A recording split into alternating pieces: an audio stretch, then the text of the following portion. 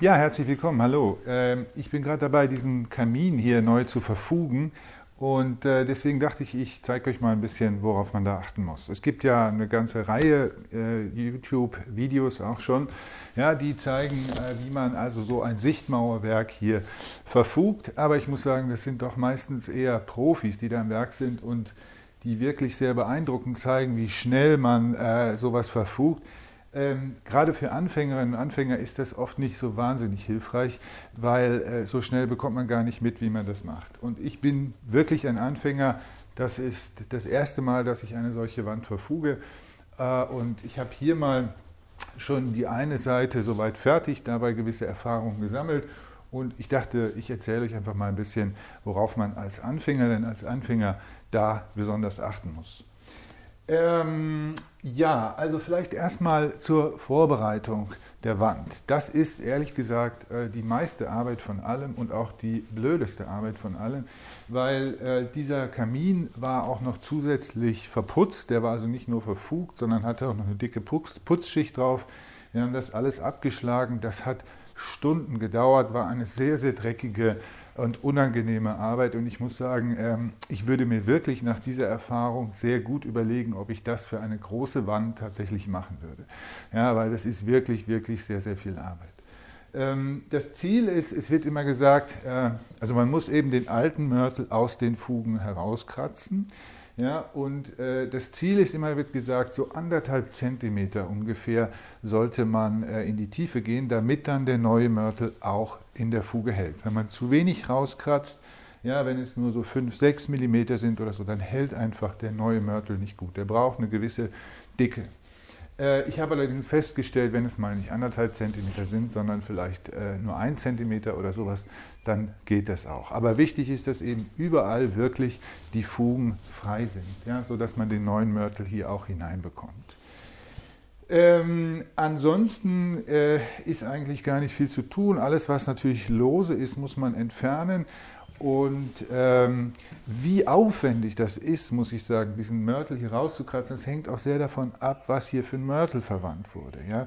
Wenn hier also ein eher weicher Mörtel verwandt wurde, mit viel Kalk vielleicht oder so, der relativ leicht rauszuholen ist, dann ist es sehr viel weniger Arbeit. Hier wurde ein ziemlich fester, zementhaltiger Mörtel verwendet und das war schon sehr viel Arbeit. Wir haben dort zum Teil auch wirklich mit einem Bohrhammer dann gearbeitet, mit Meißel, ja, um das herauszuholen aus den Fugen, und das war sehr, sehr mühsam. Man muss auch immer aufpassen, dass man die Ziegel dabei natürlich nicht verletzt, weil tendenziell sind die Ziegel eher weicher als die Fuge. Ja? Also wenn man hier mit zu schwerem Gerät herangeht, ist die Gefahr natürlich groß, dass man nachher die Ziegel beschädigt und dann die Wand nicht mehr schön aussieht, und das will man natürlich nicht. Ja? Also das ist eine ganze Menge Arbeit, wie gesagt, von daher erst überlegen, ob man sich das wirklich antun will. Gut, okay, wenn man soweit ist, hat den Mörtel hier einigermaßen rausgeholt, wie gesagt, ungefähr 1,5 Zentimeter tief.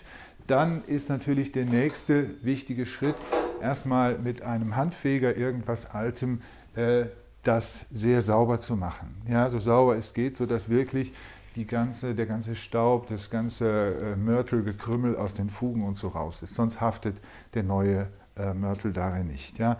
Also das ist sehr wichtig. Dann vielleicht mal ein paar Worte zu den Werkzeugen, die man braucht, um das jetzt neu zu verfugen. Sehr wichtig ist hier so eine spezielle Kelle, ja, das heißt, weiß ich nicht genau, Fugenglätte oder Fugenkelle oder irgendwie sowas. Das ist so ein schmales Teil, ja, mit dem man eben hier in die Fugen kommt und den Mörtel hier hineindrücken und vor allem auch glatt streichen kann. Ja? Also das ist wirklich sehr hilfreich, kostet nur ein paar Euro im Baumarkt und ist sehr, sehr hilfreich. Diese Kellen gibt es in unterschiedlichen Breiten. Das muss man ein bisschen gucken, welche Breite brauche ich für meine Fugen. Das macht es Sinn, vorher mal auszumessen. Ich glaube, so die Standardmaße sind 8, 10 und 12 Millimeter. Ich glaube, ich habe mich hier für eine mittlere Größe entschieden, die, muss ich sagen, bei dieser Wand nicht überall passt. Ja? Manche, das ist sehr unregelmäßig gemauert und manche Fugen sind schmaler und das ist immer sehr schlecht, wenn man dann mit diesem Glätteisen oder wie immer das heißt, nicht wirklich in die Fuge hineinkommt und den Mörtel hineindrücken kann. Ja, also da würde ich im Zweifel eher ein schmaleres Teil nehmen. Ja. Damit kann man auch breitere Fugen immer noch ganz gut glatt streichen, aber man kommt einfach dann auch in die schmalen hinein. Das ist einfach wichtig. Dieses Teil gibt es auch noch in zwei verschiedenen Längen. Das ist jetzt die lange Variante, die eher hier für die Querfugen gedacht ist. Ja. Jetzt muss man aber natürlich auch noch Mörtel hier in diese vertikalen Fugen hineinbekommen, diese kurzen Fugen. Ja, und dafür gibt es eine kürzere Ausführung davon. Die habe ich nicht. Hiermit, muss ich sagen, geht das sehr schlecht, weil das Problem ist, mit dieser Länge kann man die Fuge hier nicht wirklich glatt streichen, sondern setzt es immer in einem gewissen Winkel an hier. Ja? Und dann bekommt man keine glatte Oberfläche. Also ich muss sagen, wenn ich nochmal anfangen würde, würde ich mir wahrscheinlich erstmal nur ein kürzeres kaufen, weil damit kann man im Zweifel auch noch die Querfugen machen. Ja? Aber hiermit kann man halt schlecht die vertikalen Fugen machen. Jetzt kann man sich da noch natürlich durch alles mögliche andere behelfen. Also ich habe mir zum Beispiel für die schmalen Fugen hier so ein Stückchen, ein kleines Stöckchen ein bisschen geschnitzt, dass es auf der einen Seite etwas glatt ist, dass es einigermaßen gleichmäßig breit ist. Das hilft mir in sehr schmale Fugen, wie hier zum Beispiel, in sehr schmale Fugen den Mörtel auch einzubringen. Das funktioniert einigermaßen, nicht so gut wie dieses Teil, aber es reicht auf jeden Fall. Also da sollte man ein bisschen etwas vorbereiten, sodass man hier für alle Fälle auch gerüstet ist. Möglichst bevor man den Mörtel anmischt, natürlich sollte man sowas vorbereiten. Für die kurzen vertikalen Fugen hier habe ich mir etwas ganz Simples eigentlich gemacht, nämlich ich habe einfach ein Stück Blech zugeschnitten hier. Ja? Ich halte es mal ein bisschen näher in die Kamera, weiß nicht, ob die das wirklich abbilden kann. Das ist einfach ein Stück verzinktes Blech, man kann aber auch irgendwas anderes nehmen. Das hatte ich einfach noch, habe ich mir zwei Breiten zugeschnitten, so ein bisschen abgewinkelt am Ende, ja, sodass man es irgendwie halten kann. Und damit kann man eben auch sehr gut dann den Mörtel in diese vertikalen Fugen hineinbringen. Ich muss sagen, also solche kleinen Hilfsmittel, so blöd sie irgendwie aussehen, sie helfen wirklich sehr und damit funktioniert es eigentlich gar nicht schlecht. Hätte ich jetzt eine riesige Wand zur Verfügung, glaube ich, würde ich mir ein bisschen mehr Werkzeug noch zulegen, aber für diesen kleinen Kamin, sowas funktioniert auch. Ja, was braucht man noch? Erstmal braucht man noch Handschuhe auf jeden Fall. Das sind so Maurerhandschuhe, waren sehr günstig. Wichtig, dass sie irgendwie hier dicht sind auf der Handfläche, ja, weil man eben doch ziemlich auch in dem Mörtel herummatscht mit der Hand und dieser Zement trocknet halt die Haut sehr aus. Also da sollte man auf jeden Fall Handschuhe anhaben und empfiehlt sich auch eine Schutzbrille, weil das eben auch für die Augen nicht gut ist, wenn man da irgendwelche Spritze hineinbekommen sollte. Ansonsten braucht man nicht sehr viel, vielleicht noch ein Quill für die Bohrmaschine, um den Mörtel anzurühren und einen eher kleinen Eimer. Man sollte nicht zu viel Mörtel auf einmal anmischen. Ja? Also ich habe jetzt hier vielleicht so ein Viertel ungefähr dieses kleinen Putzeimers hier mit Mörtel gefüllt und angemischt und muss sagen, damit war ich schon ziemlich lange beschäftigt. Also wenn man ein Profi ist oder so, klar, dann verbraucht man auch größere Mengen über die Zeit, aber ich muss sagen, also hier, wenn man das noch nicht so gut kann, dann sollte man nicht zu viel Mörtel anmischen, damit er nicht fest wird, bevor man fertig ist. Und schließlich braucht man noch irgendeine Möglichkeit, um die Fugen vorzunässen, also so eine Spritze hier, sowas oder einfach so eine Blumenspritze, das eignet sich sehr gut. Ja. Man kann natürlich auch einfach einen Eimer Wasser nehmen und einen Pinsel und damit die Fugen ausstreichen. Das ist bei diesem Stein eben sehr wichtig, klassische alte Ziegelsteine, ja, die sehr, sehr saugfähig sind. Und wenn man hier einfach den Mörtel in die trockene Fuge einbringen würde, dann würde der Stein dem Mörtel sofort alle Feuchtigkeit entziehen und er würde nicht richtig trocknen können, nicht richtig haften können. Ja. Und deswegen muss man dort die Fugen erstmal kräftig, auch muss ich sagen, wirklich vornässen, damit der Mörtel hier drin gut haftet. Wenn man eine andere Wand hat aus anderen Steinen, die nicht so saugfähig sind, vielleicht Klinker oder so, die irgendwie glasiert sind oder was auch immer, dann kann man darauf vielleicht auch verzichten. Aber ich fand das hier wirklich sehr, sehr wichtig, damit der Mörtel richtig in den Fugen hält. Ja, okay.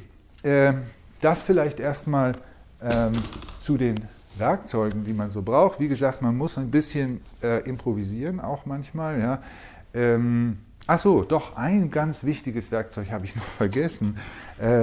Dieses hier, so ein Brett, wo ich habe hier einfach so ein altes Reststück genommen, ja, und mir 2 Leisten irgendwie hier dran gemacht. Ja. Man kann sowas natürlich auch professionell kaufen, aber es lässt sich auch sehr einfach selber machen.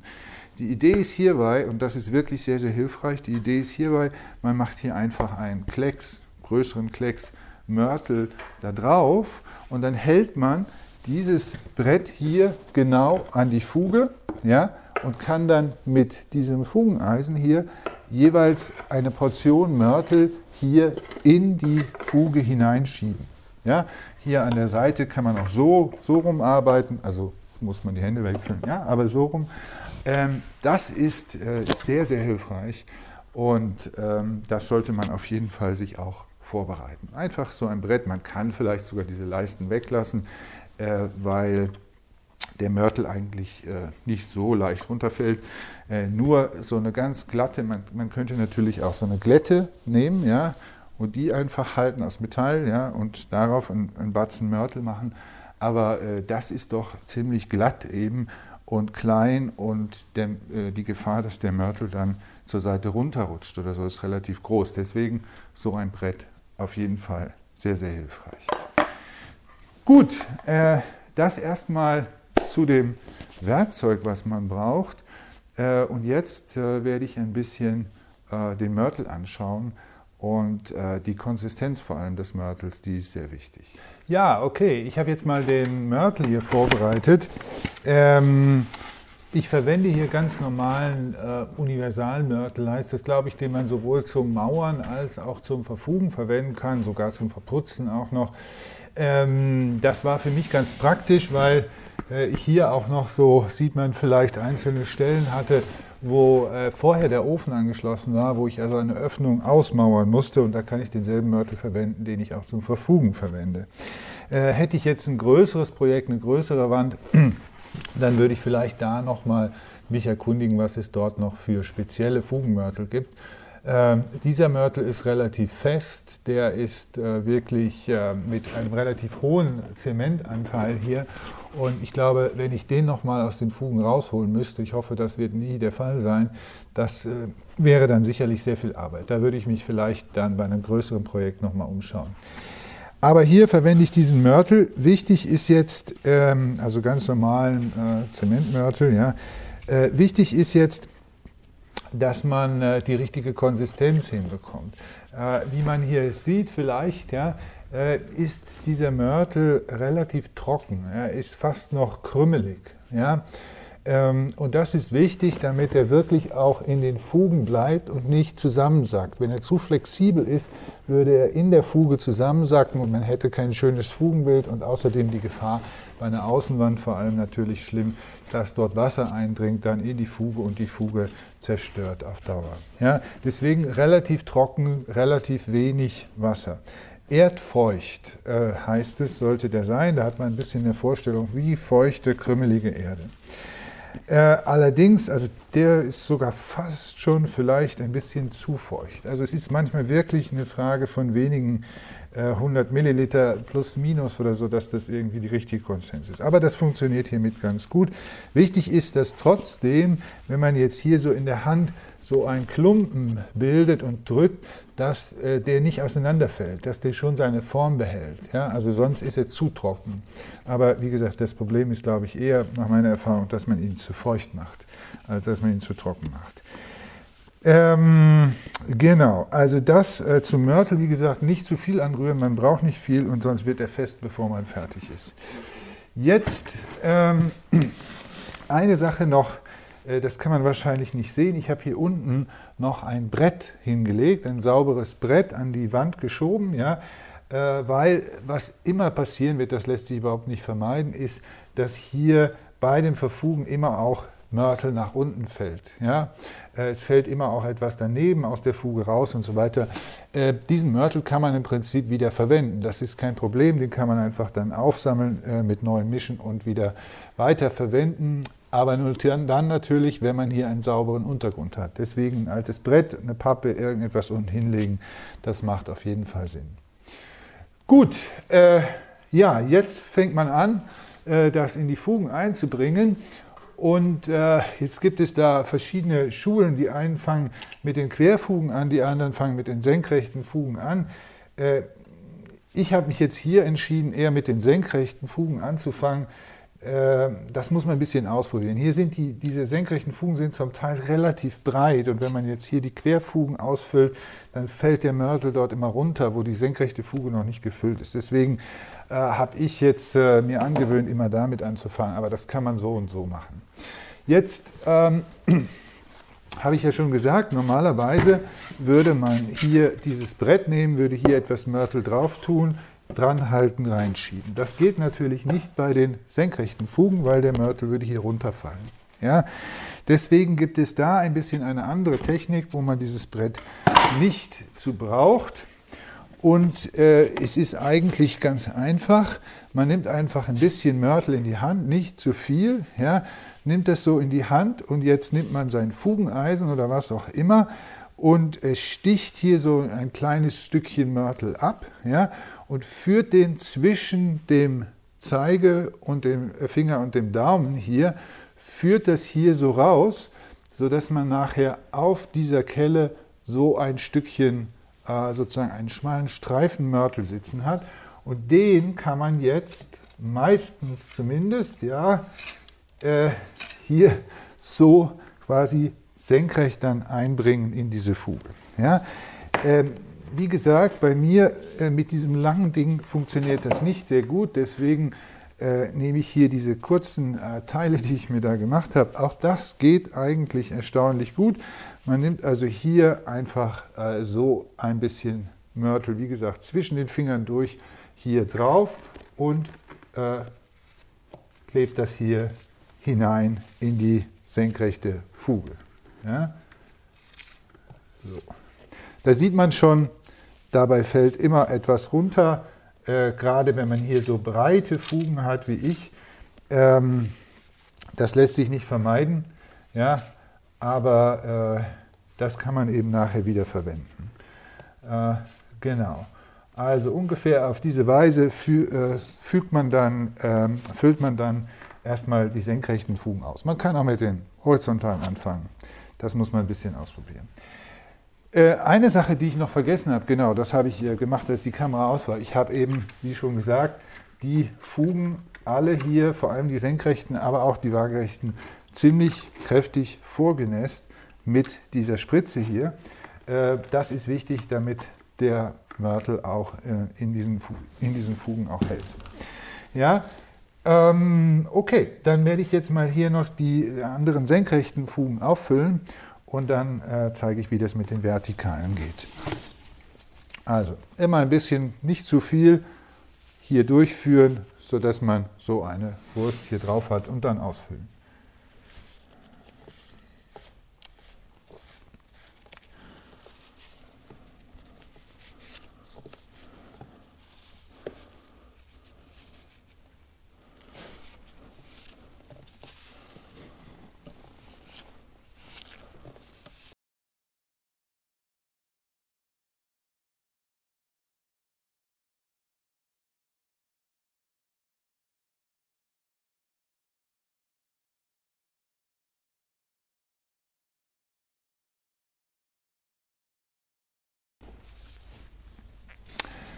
So, gut, das belasse ich jetzt erstmal dabei und werde jetzt die horizontalen Fugen machen. Vielleicht noch Einfach zum Einführen des Mörtels hier ein paar Hinweise. Also wichtig ist schon, dass man das mit einem gewissen Druck hier in die Fuge auch hineindrücken kann. Deswegen auch wichtig, dass man ein Eisen hat, was ausreichend schmal ist, ja, sodass dass der eben auch hält. Und man sollte eben dann immer auch mit der geraden Seite hier oder auch von dem kleinen, das immer gleich auch so ein bisschen die Oberfläche glatt streichen. Das muss nicht perfekt sein, aber einfach so, dass man wirklich den Mörtel verteilt, dass er bis an die Kanten, an die Steine eben heran auch die komplette Fuge ausfüllt. Ja? Genau, das dazu. Dann vielleicht jetzt, achso, und vielleicht noch ein Hinweis, ein bisschen anders, als ich das gerade eigentlich gemacht habe, macht es Sinn, bei diesen senkrechten Fugen eher unten zu beginnen, weil sonst ist immer das Problem oder die Gefahr, dass wenn man oben anfängt, dass einem unten immer alles rausfällt, weil da ist noch nicht die Fuge gefüllt. Ja? Also ein bisschen hier von einer Querfuge aus nach oben arbeiten, das würde ich vielleicht noch vorschlagen. Gut, dann machen wir jetzt mal, zeige ich mal, wie das mit den Querfugen funktioniert und wie gesagt, da brauchen wir dann dieses Brett und nehmen einfach hier so ein bisschen Mörtel drauf. Ich nehme jetzt hier mal relativ wenig Mörtel, man kann natürlich mehr machen, aber weil ich hier nur so ein kleines Stück habe, ja, nehme ich jetzt relativ wenig. Und fange mal hier mit einer Fuge an, die relativ einfach noch zu machen ist. Ich glaube, ein bisschen Wasser könnte ich hier noch hineingeben. Genau, das ist schon wieder relativ trocken. Ja. Und mache mal hier unten so eine relativ gleichmäßige Fuge. Das ist jetzt hier alles so ein bisschen schwierig, weil ich hier so eng an der Wand und gleichzeitig sollt ihr natürlich auch noch ein bisschen was sehen, also mal gucken, wie das funktioniert. Das ist ein bisschen blöde Stelle hier, ja? Aber ich versuche das mal. Also das Brett hier ansetzen, man kann es natürlich eigentlich auch so ansetzen, ja, aber hier in der Ecke, muss ich sagen, geht es eigentlich besser so. Ja. So setzt man es also direkt an der Fuge an und nimmt dann mit dieser Kelle hier so ein bisschen Mörtel, ja, und schiebt es eben hier in diese Fuge hinein. Und immer auch hier andrücken und glatt streichen, ja, damit der Mörtel wirklich die Fuge auch ausfüllt. Und ja, hier sieht man jetzt schon wieder ein Problem.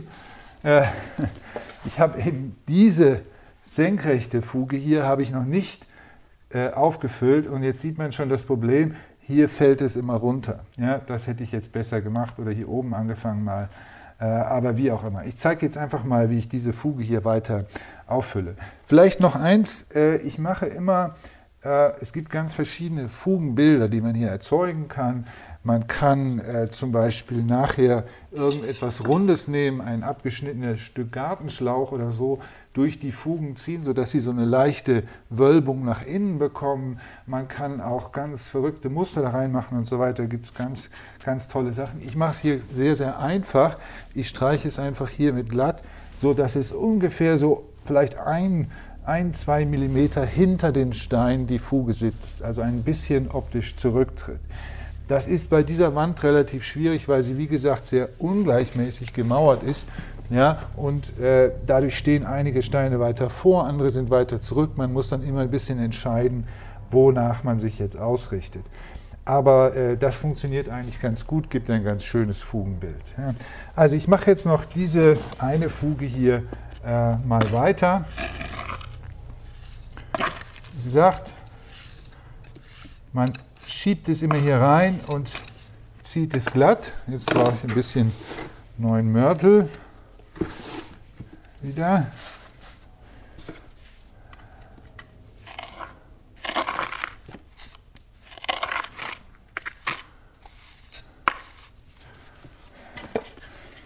Hier an den Ecken ist immer das Problem, wenn ich jetzt so arbeite, dann ziehe ich immer den Mörtel hier raus. Der fällt hier immer raus. Ja, deswegen hier habe ich noch den Platz, auch so zu arbeiten. Normalerweise würde man natürlich das Ding in die rechte Hand nehmen, so arbeiten, aber dann stoße ich immer hier an. Ja?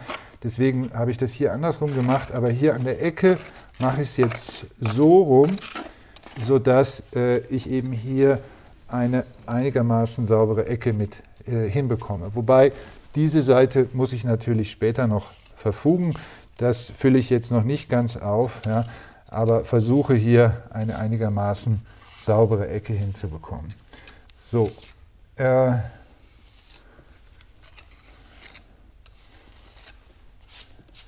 jetzt streiche ich das hier eben einigermaßen glatt. Habe jetzt hier diesen Teil noch nicht aufgefüllt, weil mir hier immer alles runterfällt. Das werde ich gleich noch machen. Aber einfach nur zum Zeigen, ich belasse es jetzt mal dabei. Ja, streiche hier die Fuge glatt, streiche dann auch diese senkrechten Fugen hier glatt, sodass das passt, ja, dass das einen sauberen Übergang gibt. Man kann sich ewig damit aufhalten, aber ich meine, das ist auch nur eine Ziegelwand, man sollte es auch nicht übertreiben. Ja? Nehmen wir mal an, jetzt diese Fuge wäre fertig. Jetzt kommt eben noch der letzte Schritt. Man nimmt so einen alten Handfeger oder sowas, ja, und fegt jetzt hier locker und wirklich locker über die fertige Fuge und auch ein bisschen über die angrenzenden Steine, auch die senkrechten Fugen nicht vergessen. Ja? Wirklich locker, sonst zieht man damit den Mörtel wieder aus der Fuge, da muss man wirklich aufpassen. Aber die Idee ist einmal, dass man die Steine sauber macht. Wenn ein bisschen Mörtel auf die Steine gekommen ist, nicht so schlimm, weil der Mörtel auch relativ trocken ist, lässt er sich hiermit ganz gut dann von den Steinen auch entfernen. Und der zweite Effekt ist, dass man damit eben auch die Fuge glättet und ein einheitliches Bild erzeugt. Ja, das ist also der letzte Schritt und dann ist man eigentlich fertig. Gut, ich dachte, ich zeige noch mal eine Fuge ein bisschen von nah. Und dies ist so eine besonders fiese Sache hier. Diese schmalen Dinger, da kommt man sehr schwer mit irgendwas rein. Manchmal funktioniert es da mit diesem Stöckchen, was ich mir hier gemacht habe. Da kann man ein bisschen da in diese senkrechten Fugen hinein. Sonst ist es sehr schwierig, aber ich versuche es mal. Mal schauen. Erstmal wieder ein bisschen vornässen. Ich hatte schon mal eben hier vorgenässt, aber gut nochmal einmal drüber zu gehen. So.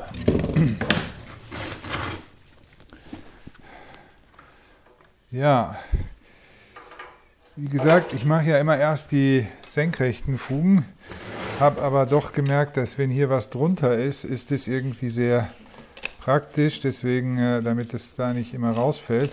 Deswegen mache ich jetzt mal provisorisch was hier rein. Jetzt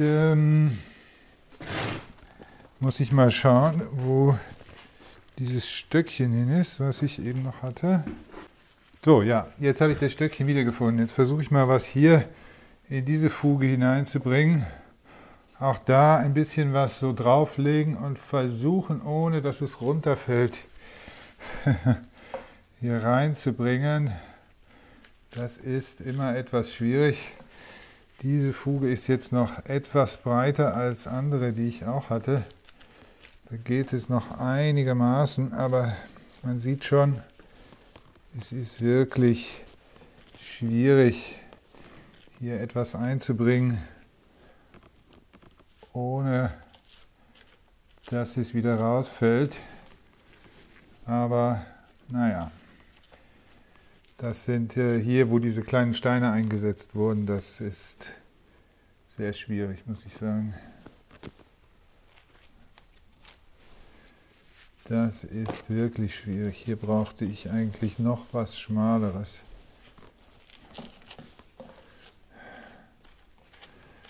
Man sieht, dabei fällt immer was runter. Das ist aber eigentlich ziemlich egal, weil unten habe ich ja mein Brett liegen, das kann ich wieder aufnehmen. Das heißt auch, wenn ich jetzt hier so ein bisschen zum Beispiel was abkratze, damit die Fuge ein bisschen eine Vertiefung bekommt, das fällt dann alles runter. kann man dann später noch wieder verwenden. So, naja, das sieht jetzt noch nicht so ideal aus, aber machen wir mal mit der Querfuge weiter, würde ich sagen. Also, ein bisschen Mörtel auf mein Brett hier und diese Kelle und eben hier dran halten und den Mörtel hier in die Fuge hineinschieben. Das geht eigentlich wunderbar. Hier an der Ecke ist immer so ein bisschen so eine Sache.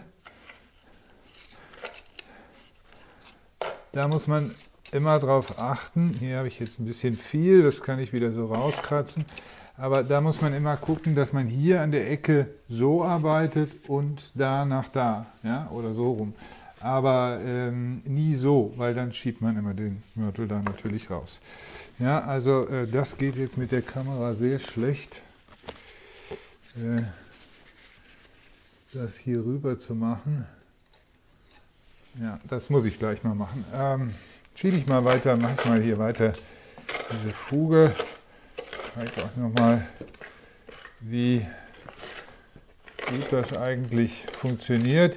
Wobei ich jetzt hier schon das Problem habe, hier ist eigentlich meine Fugenglätte ein bisschen zu breit. Das ist immer schlecht, weil dann kommt man nicht wirklich in die Fuge hinein mit dem Mörtel. Hier geht es wieder, aber hier war eine Stelle, da muss ich gleich mit einem anderen Werkzeug das machen. So, vielleicht zeige ich jetzt hier nochmal diese Ecke. Wie gesagt, eher so bewegen hier und dann hier nach dort bewegen. Ja, sodass man also hier nicht den Mörtel immer wieder aus der Fuge hinaus schiebt.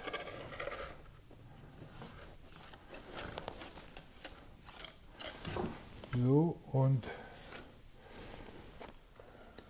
so ungefähr. Ja. Das sieht doch schon ganz gut aus. Jetzt habe ich hier eben noch einige schwierige Stellen. Da ist jetzt ja das Problem, brauche ich noch ein bisschen Mörtel, aber vor allem brauche ich da anderes Werkzeug jetzt. Also, dann nehme ich nochmal meine schmalen Blechstreifen hier. Gucke mal, ob ich damit mal etwas Mörtel einbringen kann. Ein bisschen Mörtel in die Hand nehmen. So. Ja, das geht ganz gut. Also diese komischen Dinger hier, die sind wirklich sehr praktisch, muss ich sagen. Wenn man eine so ungleichmäßige Wand hat, dann braucht man alle möglichen Werkzeuge, damit die verschiedenen Stellen auch schön werden. Gut. Also was man auch sehr schön sieht, ist, glatte, gerade Fugen gehen eigentlich sehr schnell. Aber sowas wie hier, das hält unglaublich auf. Ja, das ist einfach ein Problem, aber es soll ja auch schön werden. Und ja, es ist halt eine sehr alte Wand. Irgendwann aus den frühen 30er Jahren vermutlich. Und die war natürlich auch nie gemauert als Sichtwand. Das heißt, sie ist auch etwas unregelmäßig gemauert und so. Und da wird es dann einfach schwierig. Da hat man immer wieder Stellen, wo man dann sehr improvisieren muss. Ja. So. Man kann natürlich hier auch endlos weitermachen, weil man immer irgendeine Stelle noch findet, von der man denkt, man könnte sie noch etwas schöner machen. Aber dann muss man auch irgendwann mal sagen, das ist jetzt soweit fertig. Diese Fuge ist jetzt soweit fertig, außer dass ich diese Ecke gleich noch machen muss. Aber ich zeige mal, jetzt nehme ich eben so einen Handfeger. Und jetzt ist immer wichtig, hier an den Ecken, ja, immer so nach innen fegen auch. Sonst ist dasselbe Problem, man fegt es aus der Ecke wieder raus. und wirklich sehr, sehr vorsichtig. Ja? Nur ein bisschen die Fuge homogenisieren und das, was hier noch so auf den Steinen ist, versuchen ein bisschen wegzufegen. Senkrecht auch. Genau. Also, so ungefähr diese eine Fuge. Jetzt mache ich da unten weiter. Ja, ich dachte, ich zeige noch mal ein paar Aufnahmen davon, wie es fertig ist. Hier auch schon getrocknet, die Fugen. Ich finde, es ist wirklich ganz schön geworden. Dafür, dass ich das auch zum ersten Mal gemacht habe, hat das doch ganz gut funktioniert, auch wenn es sehr viel Arbeit war. Man kann sich natürlich fragen, ob diese alte Wand wirklich diese Arbeit lohnt. Man sieht hier, die Steine sind zum Teil auch schon beschädigt. Es gibt auch ein paar Putzreste noch auf den Steinen, die wir nicht völlig haben entfernen können. Aber man muss sehen, insgesamt dieses Haus, wenn wir mal fertig sind, wird es innen relativ modern, weiß und neu. Und dieser Kamin erzählt ein bisschen was von der Geschichte dieses Hauses, dass es eben doch die ältesten Teile zumindest aus den 30er Jahren stammen. Und das finde ich eigentlich ganz schön. Also insgesamt hat mir das Projekt Spaß gemacht. Ich hoffe, für euch gab es auch ein paar Anregungen dabei. Und vielen Dank, dass ihr mich begleitet habt hier. Tschüss.